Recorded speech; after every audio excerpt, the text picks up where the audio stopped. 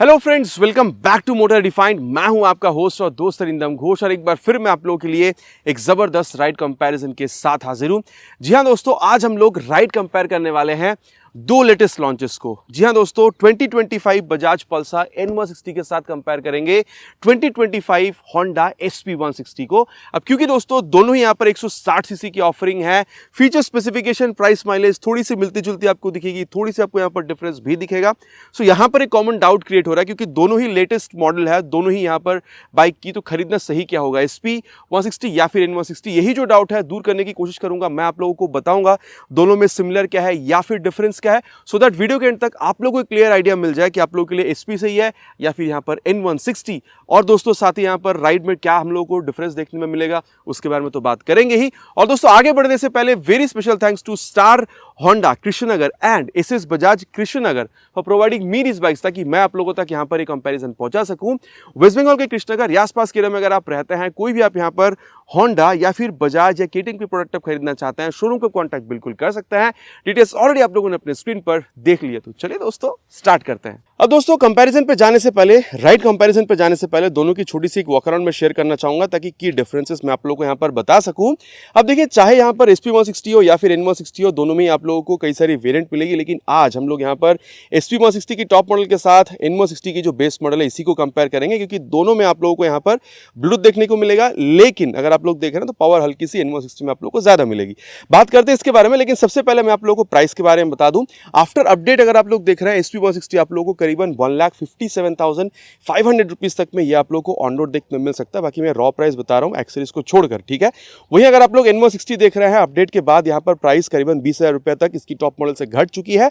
अभी आप लोगों को 1,52,000 से 1,55,000 तक की जो प्राइस रेंज है इसमें आपको मिलेगा। मतलब N160 से जब आप SP पर आ रहे हैं तो 2 से 5,000 रुपए आप लोग यहां पर ज्यादा पे कर रहे हैं, ठीक है। बाकी दोस्तों ये मैंने आपको अपने एरिया के हिसाब से प्राइस बताई है, आपके एरिया में डिफरेंट हो सकता है depending upon insurance and RTO charges. तो अगर आपको आपके एरिया की प्राइस जाननी है, नीचे प्लीज कमेंट में लिखकर बताइएगा, मैं कोशिश करूंगा आप लोगों को यहां पर प्राइस के साथ रिप्लाई करने की। और अब आगे बढ़ते हैं दोस्तों, देखते हैं दोनों में मिल क्या रहा है। LED हेडलैम्प का सेटअप भले ही आप लोगों को दोनों बाइक में मिलेगा, लेकिन एडवांटेज N160 के पास है क्योंकि यहां पर आप लोगों को प्रोजेक्टर लाइट का सेटअप देखने में मिलेगा।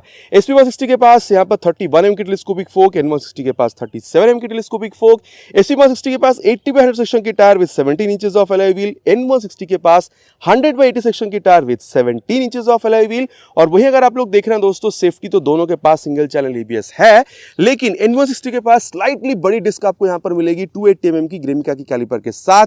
यहां पर भले स्लाइटली छोटी है, 276 mm की 4 mm छोटी है, लेकिन यहां पर ये आप लोगों को निसन कैलिपर के साथ मिल रहा है और ये आप लोगों को पेडल डिस्क मिल रहा है, जो ब्रेकिंग के टाइम पे हीट को डिसिपेट करके ब्रेकिंग को और बेहतर बनाने में हेल्प करती है, जिसके बारे में दोस्तों आगे हम लोग चलते हुए बात करेंगे कि यहां पर, क्योंकि देखिए चीज़ अगर देखा जाए तो N160 में थोड़ी सी बेहतर आपको लगेगी फ्रंट सेक्शन में, लेकिन एक्चुअल चलते टाइम क्या फील होता है चलाते टाइम बात करेंगे। अब दोस्तों यहाँ पर इंजन के बारे में बात करते हैं।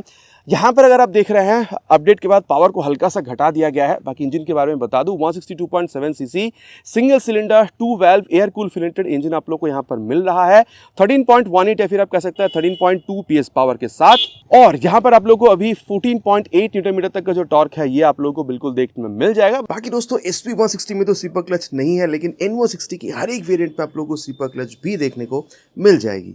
यहाँ पर भी दोस्तों अगर देखा जाए तो अपडेट के बाद पहले जैसे इंजन रखा गया है 164.82 CC SOHC 2 valve air cool filleted engine. Update के बाद दोस्तों पावर टॉर्क में यहाँ पर N160 में कोई चेंज नहीं हुआ है, जो कि एक बहुत बड़ा कंफ्यूजन था, तो वो मैंने आप लोगों के लिए यहाँ पर क्लियर किया है। बाकी यहाँ पर आप लोगों को अभी करीबन 16 PS तक की पावर मिल रही है, जो 3 PS ज्यादा है when compare to SP160, and torque 14.65 newton meter मिल रहा है, जो कि करीबन 0.2 न्यूटन मीटर कम है व्हेन कंपेयर टू SP160, ठीक है। तो पावर टॉर्क में क्या चीज है दोस्तों वो मैंने आप लोगों को यहाँ पर बता दिया है। बाकी चलते वक्त कौन कितना बेहतर रिस्पॉन्स देती है वो आगे बात करेंगे। एंड देन दोस्तों क्योंकि दोनों में ही इंजन में हल्की सी यहाँ पर चेंज करी गई है, तो अच्छा एक और चीज है, यहाँ पर अभी OBD2B सेंसर भी आप लोगों को मिल रहा है SP160 में, सो दैट इसको और ज्यादा पोल्यूशन फ्री बनाया जा सके। तो एग्जॉस्ट साउंड बारी बारी से मैं आप लोगों को यहाँ पर दोनों ही बाइक की जो है वो सुना देता हूँ।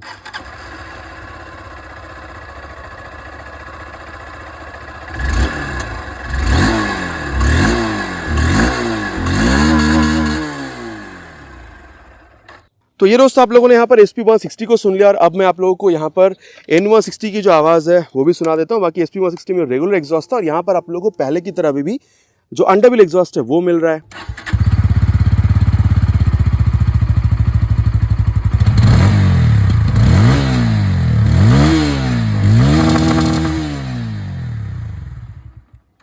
तो ये दोस्तों दोनों ही जो एग्जॉस्ट साउंड है वो आप लोगों ने सुन लिया। बाकी आप लोगों को किसकी बेहतरीन लगी नीचे प्लीज कमेंट पे लिखकर बताइएगा। और दोस्तों अगर रियर सेक्शन यहाँ पर देखा जाए, दोनों के पास CLED टेल लैंप है। टायर अगर यहाँ पर N160 के पास है जो यहाँ पर नहीं है, लेकिन टेल टाइट यहाँ पर भी लंबी है। दोनों के पास ही 130/70 सेक्शन की जो टायर है वो आपको मिलेगा। लेकिन अगर आप लोग यहाँ पर इसकी ब्रेक देख रहे हैं तो यहाँ पर आप लोगों को 220 mm की पेट्रोल डिस्क मिलेगी। SP 160 में वहाँ पर आप लोगों को 230 mm की नॉर्मल डिस्क मिलेगी। बाकी दोनों में ही दोस्तों आप लोगों को यहाँ पर ये जो एडजस्टेबल मोनोशॉक सस्पेंशन है ये भी आप लोगों को मिल जाएगा। बाकी दोस्तों दोनों में ही आप लोगों को यहाँ पर ये जो लेडीज फुटरेस्ट है फिर साइड गार्ड है वो मिलेगा। SP में अभी इंस्टॉल्ड नहीं है, लेकिन SP 160 में भी आप लोगों को ये चीज़ देखने में मिल जाएगी। और साथ ही अगर आप लोग सीट देख रहे हैं, दोनों में ही आप लोगों को यहाँ पर जो स्ट्रेट सीट है वो मिलेगा। यहाँ पर 790 mm तक की सीट हाइट N160 में, और यहाँ पर आप लोगों को 796 mm तक की जो सीट हाइट है वो आपको मिलेगा। यहाँ पर 12 लीटर का टैंक वो फाइबर का है, अंदर एक्चुअल में मेटल टैंक आप लोगों को मिल जाएगा। और यहाँ पर आप लोगों को 14 लीटर का जो टैंक है ये आप लोगों को मिलेगा। बाकी दोनों में ही E20 की जो स्टिकरिंग है ये आपको मिलेगा। सो फ्लेक्स व्हील से भी आप दोनों ही यहाँ पर इंजन को रन करा पाएंगे। माइलेज की जहाँ तक बात है दोस्तों 45+ तक आप लोग दोनों बाइक में एक्सपेक्ट कर सकते हैं। एंड देन अगर आप लोग यहाँ पर ग्राउंड क्लियरेंस देख रहे हैं, N160 में 165 mm तक की, और यहाँ पर आप लोगों को 177 mm तक की देखने में मिल जाएगी। बाकी दोस्तों वेट की जहाँ तक बात है, यहाँ पर आप लोगों को 2 वेरिएंट मिलेगा। आपको रियर में जो ड्रम ब्रेक है वो देखने में मिल रहा है जिसकी वेट 138 किलोग्राम है। यहाँ पर दोनों में डिस्क है, इसकी वेट 140 है। और यहाँ पर आप लोगों को यहाँ पर दोनों में ही टायर में डिस्क मिलेगा N160 में, और इसकी वेट आप लोगों को 147 किलोग्राम मिल रही है। तो 7 से 9 किलोग्राम यहाँ पर N160 आप लोगों को भारी दिख सकती है। और इसके बाद दोस्तों अगर हैंडल बार देखा जाए तो यहाँ पर ये थोड़ी सी कर्व मतलब टाइप की आपको फील देगी, और ये स्ट्रेट है। इसके बारे में आगे चलते हुए बात करेंगे। मोबाइल चार्जिंग पोर्ट जो है दोस्तों ये आपको दोनों में मिलेगा, लेकिन N160 में C टाइप नहीं है, जो आप लोगों को यहाँ पर आप कह सकते हैं जो C टाइप चार्जिंग पोर्ट है ये आप लोगों को यहाँ पर देखने में मिल रहा है। और साथ ही दोस्तों अगर आप लोग देख रहे हैं तो ये आप स्विच गियर्स के बारे में दोस्तों आगे चलते हुए बात करेंगे। लेकिन यहाँ पर अगर आप लोग मीटर कंसोल देख रहे हैं तो दोनों में ही आप लोगों को यहाँ पर ये कंप्लीटली डिजिटल और ब्लूटूथ वाली चीज़ मिल जाएगी, स्पीडो, ओडो, टैको, गियर पोजिशन सेंसर के साथ। लेकिन अगर आप लोग यहाँ पर N160 में देख रहे हैं तो आप लोग नेविगेशन को यूज़ डायरेक्टली नहीं कर पाएंगे, सिर्फ कॉल SMS अलर्ट ही आप यूज़ कर पाएंगे अगर बजाज की राइड कनेक्ट ऐप को मोबाइल में डाउनलोड इंस्टॉल करके थ्रू ब्लूटूथ अगर इसके साथ आप जोड़ते हैं। लेकिन जब आप यहाँ पर आ रहे हैं दोस्तों तो यहाँ पर जो रोड सिंक ऐप है होंडा की, उसके साथ अगर आप लोग मोबाइल में डाउनलोड इंस्टॉल करके थ्रू ब्लूटूथ इसके साथ अगर जोड़ते हैं तो turn by turn navigation, call SMS alert और भी कई आप लोग कनेक्ट फीचर यहाँ पर यूज़ कर पाएंगे, स्पीडो, ओडो, टैको, गियर पोजिशन सेंसर और भी कई चीज़ों के साथ। ठीक है, बाकी दोस्तों यहाँ पर ये मिरर कैसी इसकी रियर व्यू दे रही है, चलते वक्त कितना ज़्यादा डिफरेंस आपको मिलेगा। चलिए राइट पर चलते हैं एंड देन यहाँ पर मेजर करते हैं। अब दोस्तों यहाँ पर राइड कंपैरिजन की शुरुआत करेंगे विथ SP 160। और देखिए सीट 796 mm की है, लेकिन जब आप बैठ रहे हैं तो देखिए सीट इज़ क्वाइट कंफर्टेबल और हल्की सी रियर फिटेड फुटपेग जो है वो आप लोगों को यहाँ पर मिल रहा है।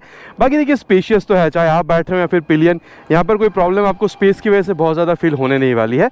और देखिए आपको एकदम ही हल्का सा यहाँ पर झुकना हो रहा है, और हैंडल बार जो है थोड़ी सी आप लोगों को चौड़ी ही यहाँ पर मिल रही है, बहुत ज़्यादा चौड़ी नहीं लेकिन कंपेरेटिवली चौड़ी ही आप लोगों को यहाँ पर समझ में आएगी। ठीक है, एक बार इसकी जो मिरर है इसको एडजस्ट कर लेते हैं और चलिए अब यहाँ पर स्टार्ट करते हैं। फर्स्ट गियर पर डाल दिया है और ये सेकेंड गियर, थर्ड गियर।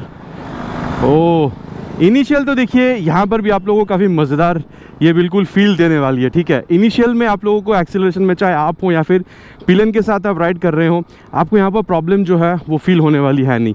मतलब मैं यहाँ पर टॉर्क हो या फिर एक्सेलरेशन हो इसकी बात कर रहा हूँ। बाकी क्लच देखिए is on the mid side, ना बहुत ज़्यादा सॉफ्ट ना बहुत ज़्यादा hard.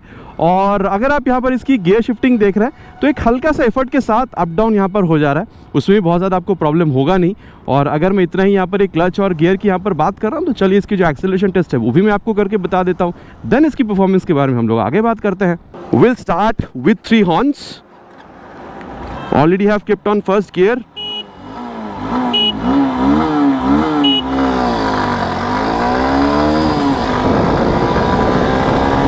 $60 cross. Let's go for 80 now. Let's move on. Let's see. 90 and 100 also crossed. Road allowed, so we did it. देखिए दोस्तों सीधी सी बात है, मैं कहूँगा 85-90 तक भी मुझे यहाँ पर बहुत ज़्यादा वाइब्रेशन जो है वो समझ में आई नहीं है। मैं तो कहूँगा अगर आप लोग 5th गियर में डाल के अगर आप लोग 100-110 तक भी देख रहे हैं, उसको भी आप यहाँ पर कंफर्टेबल क्रूजिंग स्पीड मानकर चल सकते हैं। बहुत ज़्यादा आप लोग को यहाँ पर प्रॉब्लम होनी नहीं चाहिए मेरे हिसाब से। मैं यहाँ पर वो मतलब वाइब्रेशन या फिर जो स्मूथनेस उसके बारे में बात कर रहा हूँ, 90-95 तक भी बहुत ज़्यादा आपको फील नहीं होगा, ठीक है। अब देखिए, अगर मैं यहाँ पर स्टेबिलिटी के बारे में बात करूँ, इट्स लिटरली वेरी गुड। लेकिन हाँ, डाइवर्स कंडीशन में क्या होगा बोलना मतलब पॉसिबल नहीं है। लेकिन हाँ, अगर यहाँ पर 90 या फिर 100 सेक्शन की फ्रंट टायर होती तो शायद और बेहतर ये हो सकती थी, ठीक है। आप देखिए, इंजन हीटिंग की इशू आपको फील होगी नहीं। बाकी देखिए, 3rd गियर तक भी ये कह रही है कि हाँ बहुत ज़्यादा मतलब वो होता है ना कि भाई गियर चेंज करो, लेकिन जब आप 4th गियर में चले जा रहे हैं, उसके बाद अगर आप सिटीज़ में चला रहे हैं तो बहुत ज़्यादा आपको वो गियर चेंज करने को कहेगी नहीं, और ना ही डाउन करने को कहेगी, ना ही आप अगर आप लोग 50-60 की स्पीड पर भी चला रहे हैं तो, ठीक है। 30 तक भी अगर आप लोग उतर जाते हैं, क्योंकि देखिए अभी मैं 3rd गियर पर हूँ और मैं 4th गियर पर डाल देता हूँ इसको एक बार, तो आपको मैं बेहतर समझा पाऊंगा। 4th गियर में डालकर 25-30 में चलाने में भी सिटी में कोई प्रॉब्लम आपको होगा नहीं। तो ये मैंने आपको गियर के बारे में बता दिया है। और वही अगर मैं कहूँ दोस्तों, माइलेज आप लोग यहाँ पर करीबन मतलब 50 तक 45-50 तक आप लोग यहाँ पर बिल्कुल एक्सपेक्ट कर सकते हैं। और दोस्तों अब यहाँ पर राइड कंपेयर करेंगे SP160 को विद दिस N160, ठीक है। अब देखिए, सीट के बारे में सबसे पहले बात करते हैं। 790 वहाँ पर 796 थी, लेकिन एज सच ये जो 6 mm का डिफरेंस है बहुत ज़्यादा ऊपर नीचे आपको समझ में आ नहीं रहा है। लेकिन एक बात आपको समझ में आएगा, भले स्पेस दोनों में आप लोगों को बराबर मिल रहा है, लेकिन सीट पर जब आप बैठ रहे हैं ना तो ये थोड़ा सा ज़्यादा आपको हार्ड महसूस होगा। बाकी कंफर्टेबल ये भी है, ऐसा नहीं कि पत्थर पर बैठे, लेकिन SP के मुकाबले यहाँ पर ये आपको थोड़ा सा हार्ड महसूस हो सकता है। और ये जो रियर फिटेड फुटपैक ये आप लोगों को थोड़ा सा ज़्यादा ही रियर फिटेड मिल रहा है, और आपको थोड़ा सा ज़्यादा यहाँ पर झुकने की ज़रूरत जो है वो आप लोगों को यहाँ पर समझ में आएगी, ठीक है। तो ये एक बात है। और चलिए अभी यहाँ पर ज़्यादा टाइम वेस्ट ना करते हुए स्टार्ट करते हैं। और ये 1st gear, 2nd gear, 3rd gear, देखिए हल्का सा बेटर है ये इनिशियल एक्सीलरेशन में, ये तो आप लोगों को ये बिल्कुल समझाएगी, इसमें कोई दुरा है नहीं। लेकिन ऐसा बहुत ज़्यादा डिफरेंस ऐसा नहीं कहूँगा, लेकिन हाँ यहाँ पर टॉप एंड में डिफरेंस होगा। अब कितना है वो पहले एक्सीलरेशन टेस्ट करेंगे, देन इसके बारे में बात करेंगे, ठीक है। लेकिन उसके पहले मैं आप लोगों को ये बता दूं कि ये जो क्लच आप देख रहे हैं भाई, ये बहुत ज़्यादा सॉफ्ट है। मतलब लगता ही नहीं है कि यहाँ पर आपको क्लच दिया भी गया, इतना ज़्यादा सॉफ्ट है। एंड देन अगर आप लोग देख रहे हैं तो यहाँ पर ये जो गियर शिफ्टिंग है, ये देखिए एफर्ट हल्का सा आपको यहाँ पर भी लगाना पड़ रहा है, लेकिन SP के मुकाबले यहाँ पर एफर्ट आप लोगों को कम लगाना पड़ रहा है, ठीक है। तो ये एक बात है। अब चलिए क्लच गियर के बारे में बात हो रहा है, तो यहाँ पर जो एक्सेलरेशन टेस्ट है वो कंप्लीट करते हैं, देन इसकी परफॉर्मेंस के बारे में आगे बात करते हैं। Will start with 3 horns, already have kept it on 1st gear.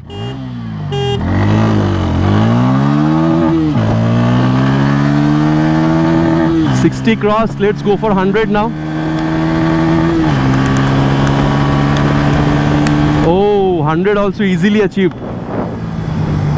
और देखिए दोस्तों, सीधी सी बात है, मतलब अगर आप यहाँ पर इसकी स्मूथनेस देख रहे हैं, मैं तो कहूँगा इसकी पहली वाली मॉडल से, USD वाली मॉडल से यहाँ पर ये और ज़्यादा स्मूथ हो चुकी है। इनफैक्ट 95-100 तक भी आप लोगों को यहाँ पर वाइब्रेशन बहुत ज़्यादा समझ में आ नहीं रहा है, जो शायद मैंने आप लोगों को 85-90 कही थी SP160 के दौरान, तो ये ज़्यादा स्मूथ आपको महसूस होगा। स्टेबिलिटी देखिए हल्की सी बेहतर आपको फील हो सकती है। इनफैक्ट SP160 में भी स्टेबिलिटी में कोई प्रॉब्लम है नहीं, लेकिन यहाँ पर क्योंकि टायर थोड़ी और ज़्यादा चौड़ी है, तो डेफिनेटली वो चलाते वक्त स्टेबिलिटी का जो बेटर फील है वो यहाँ पर आपको बिल्कुल मिल सकता है। और देखिए इनिशियल भले ही आप लोगों को दोनों बाइक में बहुत ज़्यादा स्पीड में आप लोगों को फर्क समझ में ना आए, लेकिन जब आप टॉप एंड में जाएंगे तो टॉप स्पीड जो है ये आप लोगों को SP160 के मुकाबले N160 में यहाँ पर टॉप स्पीड आप लोगों को बेटर बिल्कुल देखने में मिल जाएगा। बाकी अगर कंफर्टेबल क्रूजिंग स्पीड देख रहे हैं, मैं कहूँगा 110 तक भी अगर आप खींच रहे हैं तो भी आप लोगों को यहाँ पर प्रॉब्लम होनी नहीं चाहिए, आराम से आप खींच सकते हैं। उसके बाद आप लोगों को हल्का सा वो बस जो है वाइब्रेशन वाली वो आपको ज़्यादा फील हो सकती है। और देखिए माइलेज आप 45+ तक एक्सपेक्ट कर सकते हैं, और इंजन हीटिंग की इशू आप लोगों को यहाँ पर फील होने नहीं वाली है। और दोस्तों अब यहाँ पर इसकी जो ब्रेकिंग है उसके बारे में बात कर लेते हैं। सबसे पहले मैं आप लोगों को यहाँ पर इसको 60 तक ले चलता हूँ, and then front brake use करके बता दूँ। ये 60 पे फ्रंट ब्रेक, देखिए ये जो ब्रेक लीवर है ये मिड साइड पर है, ना बहुत ज़्यादा सॉफ्ट ना बहुत ज़्यादा हार्ड, तो जितना पुल कर रहा है उतना बेहतर रिस्पॉन्स आपको मिल रहा है। ओवरऑल अगर देखा जाए तो ब्रेक की जो बाइट फीडबैक है वो आप लोगों को काफ़ी लाजवाब यहाँ पर आपको बिल्कुल मिल रहा है। और चलिए अब यहाँ पर रियर जो ब्रेक है उसको भी हम लोग यहाँ पर टेस्ट करके देखते हैं। वही ले चलेंगे करीबन 60 तक, और 61 पे रियर ब्रेक, पीछे कोई है नहीं, देख के ब्रेक किया गया है। अब देखिए दोस्तों यहाँ पर अगर मैं आपको बताऊं तो प्रोग्रेसिव नेचर की ही है, मतलब जैसे आप ब्रेक पे पैर रख रहे हैं हल्का सा वो स्पीड कट डाउन वाला जो फील है वो आप लोगों को यहाँ पर बिल्कुल मिल रहा है। और क्योंकि दोस्तों यहाँ पर स्लिप अभी हुई नहीं है रियर टायर, लेकिन हो सकती है क्योंकि भाई यहाँ पर ABS तो है नहीं, उससे बचने के लिए क्या करना है, रियर के संग संग बाद फ्रंट ब्रेक को यहाँ पर अप्लाई करके देखेंगे, वही स्पीड रखेंगे अराउंड 60 तक, और रियर के संग संग बाद फ्रंट ब्रेक को। देखिए दोस्तों, ओवरऑल अगर देखा जाए तो ब्रेकिंग तो इसकी बढ़िया आप लोगों को मिल रही है। फ्रंट में 276 mm की और रियर में यहाँ पर आप लोगों को 220 mm तक की जो ब्रेक डिस्क मिल रही है। काफ़ी बढ़िया रिस्पांस आप लोगों को ये बिल्कुल निकाल कर दे रही है। और दोस्तों अब यहाँ पर इसकी जो ब्रेक है उसको भी हम लोग यहाँ पर टेस्ट कर ही लेते हैं। यहाँ पर करीबन ले चलते हैं 64 तक, और ये फ्रंट ब्रेक अब देखिए बस 10 mm यहाँ पर, मतलब 4 mm आप लोगों को यहाँ पर ज़्यादा मिल रही है। वहाँ पर 276 था, यहाँ पर 280 mm का डिस्क जो है वो आप लोगों को मिल रहा है। मैं कहूँगा देखिए ऐसा बहुत ज़्यादा डिफरेंस तो आपको फील नहीं होगा, 19-20 का ही फ़र्क है, लेकिन ये आपको थोड़ा सा बेहतर महसूस हो सकता है। बाकी यहाँ पर ये जो आप गियर लीवर, मतलब यहाँ पर ये जो ब्रेक लीवर देख पा रहे हैं, एसपी के मुकाबले थोड़ी टाइट आप लोगों को यहाँ पर फील हो सकती है। बाकी एबीएस यहाँ पर भी फील मुझे हुआ नहीं है, लेकिन अगेन कहूँगा मतलब ये बिल्कुल भी नहीं है कि एबीएस खराब है या फिर ब्रेक खराब है।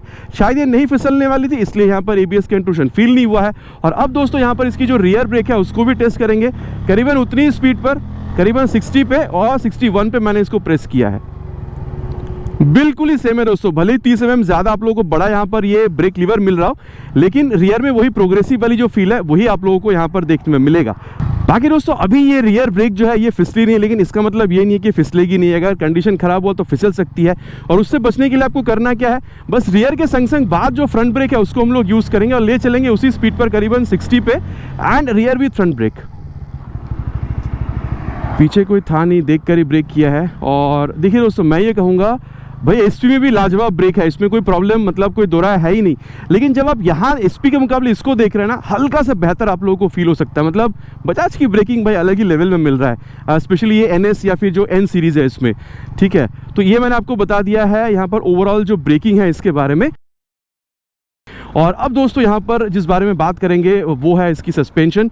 कुछ इस तरीके से अगर उबड़ खबड़ रास्तों पे अगर आप चला रहे हैं तो देखिए यहाँ पर जैसे मैंने आपको एक्सीलरेशन के टाइम पर भी बताया है, हाई स्पीड, टॉप स्पीड या फिर स्ट्रेट लाइन स्टेबिलिटी में वैसे कोई प्रॉब्लम है नहीं। अब देखिए अगर आप लोग ये गड्ढे वाले रास्ते पर जा रहे हैं तो देखिए ऐसा नहीं है कि एब्जॉर्ब नहीं करेगी, काफ़ी हद तक गड्ढों को ये झेलेगी, लेकिन बहुत ज़्यादा गड्ढा अगर है तो भाई ये आपकी बैक को फील कराएगी। मतलब बहुत ज़्यादा सॉफ्ट नहीं है सस्पेंशन, ठीक है, कि आप लोग बहुत ज़्यादा गड्ढों पर जा रहे हैं फिर भी ये फील ही नहीं होने दे रही है, ऐसा नहीं है, ठीक है। तो आपको ये फील भी बिल्कुल कराएगी। अगर ज़्यादा गड्ढा पे आप जा रहे हैं तो झटका आपको आपकी कमर पे यहाँ पर महसूस होने वाला है, ठीक है। तो इन शॉर्ट अगर देखिए मैं कहूँ तो चाहे फ्रंट हो या फिर रियर, वो थोड़ी सी मिड या फिर स्टिफर के बीच में सस्पेंशन को रखा गया है, ताकि कोई सा भी यहाँ पर रोड कंडीशन हो, अच्छी रोड हो या फिर आप हाई स्पीड पे जाना चाह रहे हैं, टॉप स्पीड पे जाना चाह रहे हैं, गड्ढों पर चलाना चाह रहे हैं, आपको ये हेल्प करती हुई मतलब आपको फील होनी चाहिए, कंफर्टेबल फील होनी चाहिए, वो कंपनी ने यहाँ पर ध्यान रखी हुई है, ठीक है।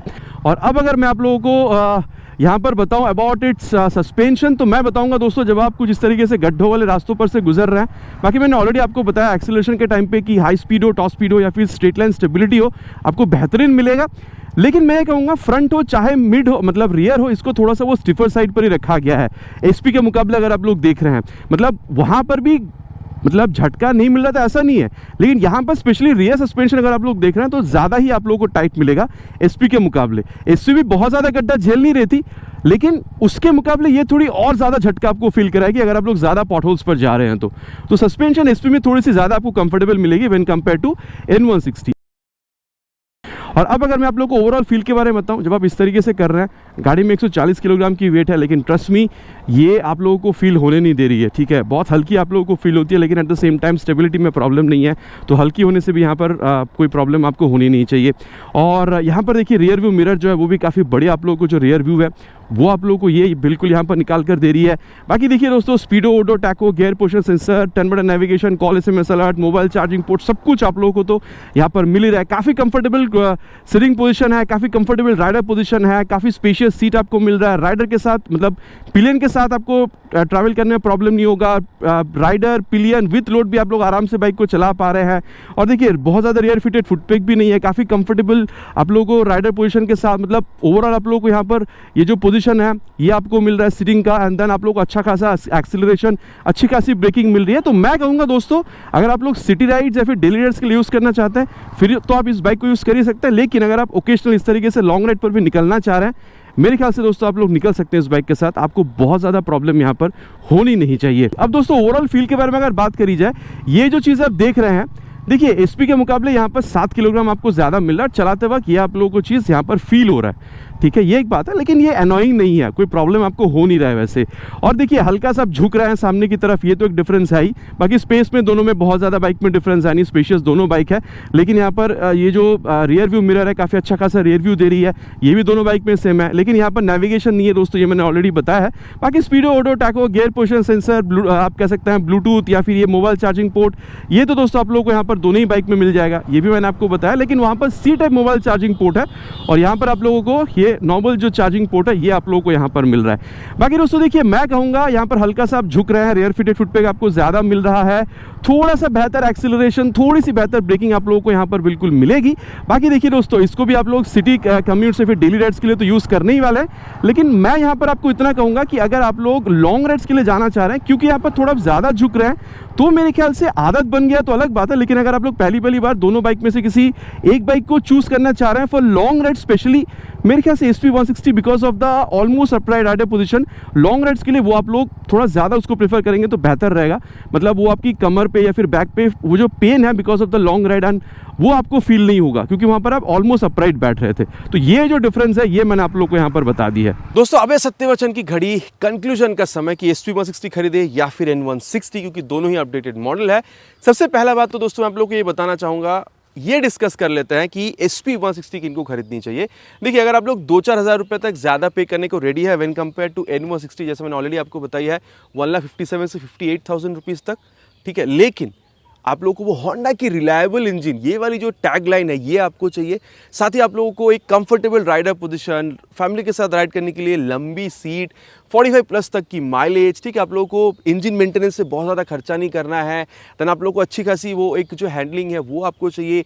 ज़्यादा फीचर जैसे कॉल SMS अलर्ट ये सब तो ठीक है, लेकिन जैसे टर्न बटन नेविगेशन हो गया या फिर म्यूजिक अलर्ट और भी कई कनेक्ट फीचर आप लोगों को बेहतर चाहिए, ठीक है। मेरे ख्याल से दोस्तों टॉप ऑफ द लाइन अगर आप लोग देख रहे हैं वो होंडा की रिलायबल इंजन के साथ फीचर जो एक जो बात आती है ना, ये दो चीज़ के लिए दोस्तों मेरे ख्याल से आप लोगों के लिए SP160 बहुत बढ़िया रहेगी। बाकी परफॉर्मेंस हो या फिर माइलेज ये आप लोगों को बेहतरीन दे सकती है।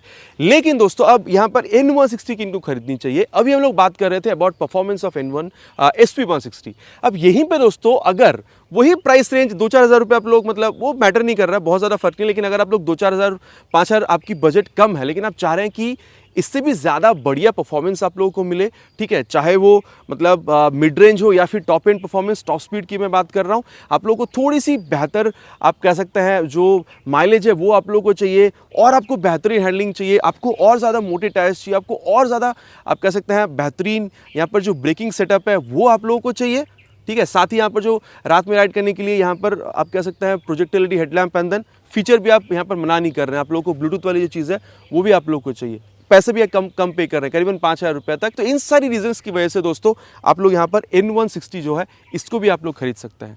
अब देखिए दोस्तों ये कहना गलत होगा कि भाई ये बाइक बहुत बढ़िया है, ये बाइक बहुत बढ़िया है, ऐसा नहीं है। दोनों ही बाइक अपने आप में काफ़ी सही है, और क्या है नहीं है पॉजिटिव नेगेटिव्स मैंने दोनों ही बाइक के बारे में आप लोगों के साथ शेयर कर दिया है। बाकी आप लोग क्या समझते हैं, आफ्टर अपडेट SP160 आप लोगों के लिए बढ़िया रहेगा या फिर N160? रिव्यू के बाद आप लोग क्या समझते हैं नीचे कमेंट पर लिखकर बताना प्लीज़ नहीं भूलेगा, इट्स माई रिक्वेस्ट। आशा करता हूँ दोस्तों वीडियो आप लोगों को पसंद आई होगी। आपको पता है पसंद आए तो क्या करना है, भाई को मोटिवेट करने के लिए वीडियो में एक लाइक, चैनल पर अगर आप नए हैं तो सब्सक्राइब करके बेल बटन कॉल पे हिट करना प्लीज़ नहीं भूलेगा दोस्तों। आशा करता हूं दोस्तों वीडियो आप लोगों को पसंद आया होगा। आपको पता है पसंद आया तो क्या करना है, भाई को मोटिवेट करने के लिए वीडियो अगर आप लोग अच्छी लगी है तो प्लीज वीडियो में एक लाइक, और अगर आप चैनल पे नए हैं तो सब्सक्राइब करके बेल बटन कॉल पे हिट करना प्लीज नहीं भूलेगा। अगर इट्स माय रिक्वेस्ट। बहुत दिन मिलेंगे दोस्तों इसी तरीके की एक नया वीडियो में एक नए बाइक स्कूटर के साथ। Till then ride safe and Jai Hind.